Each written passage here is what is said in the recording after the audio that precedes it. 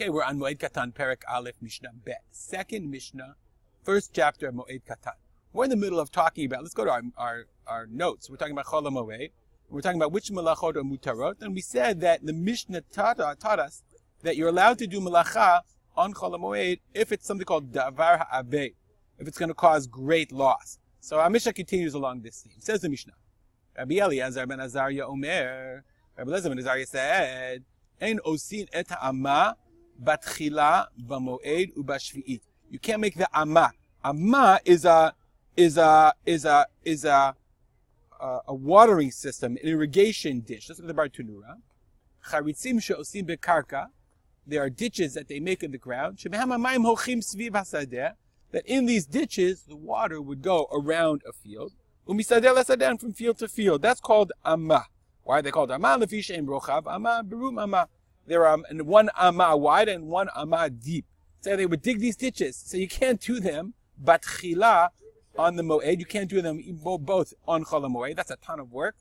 Uba shvi'it, nor can you do it on shvi'it, because it looked like you're plowing, or looked like you're digging. It looks like you're doing work, and people would think you are doing inappropriate or prohibited work. The Chachamim said,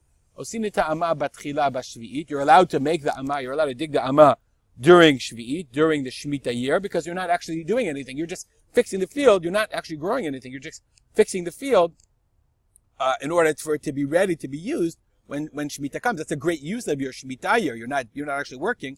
You're doing the preparations in order to do the work, in order to plant later on. You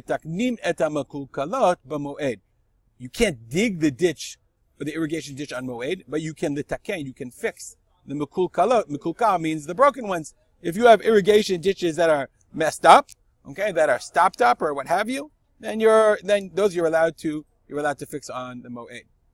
Moreover, umitaknim et kilkulei hamayim shebishuta rabim. You're allowed to fix the kilkulei mayim. If they had water systems, let's look at the Bartunura for a second. Mayim amchunasim begumot. So they have these gumot, or holes, or small wells that would collect water. Okay, so you're allowed to fix them. Okay, why are you allowed to fix them? All of these things are, we're going to see in a second. We'll see in the Mishnah what the reason is exactly. Okay, ve'et mikvot. Oh, 1 second. Oh, here we are. I'm sorry. Mitaknim et kukulei hamayim shebishuta rabim. You're allowed to fix those water collection areas for people, because people needed the water. V'chotetim otam. Chotetim means to clean them out, meaning to sift them. You're allowed to clean them out and get rid of the debris. Umitaknim et hadrachim ve'et harechavot. You can fix the roads. This is Chol Hamoed, and the streets. Ve'et mikvot hamayim, and the mikvot. Ve'osim kol tzorchei harabim. This is like the rule. Kol tzorchei harabim. You're allowed to do anything that's tzorchei harabim, that's necessary for the public. Okay. Similarly, umitzaynin et hakvarot. You're allowed to mark graves, meaning because people had to walk on the way. There were no really designated cemeteries, and sometimes people would just bury their relatives, like on the side of the road or what have you, on their, and people would walk by. And remember, if they're going to the Beit HaMikdash, and they have to be tahor. So if the marker of the grave was lost, then you had to mark the grave so nobody would become tameh. V'yotzim af al hakilaim. The shluchei beitin were allowed to go even out to uproot kilaim. We'll go back to that in a second. Let's talk for what the first thing is called tzarchei harabim.